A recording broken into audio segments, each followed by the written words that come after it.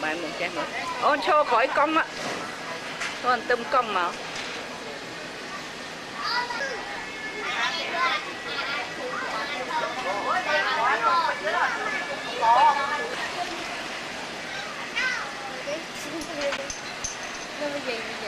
tua ra mà nhìn tua thò đó đấy gì ghê gì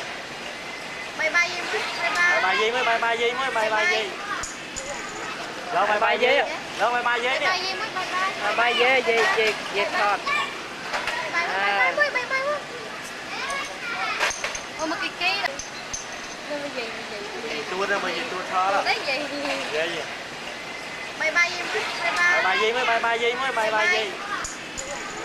đâu bài gì đâu bài gì nè bài dê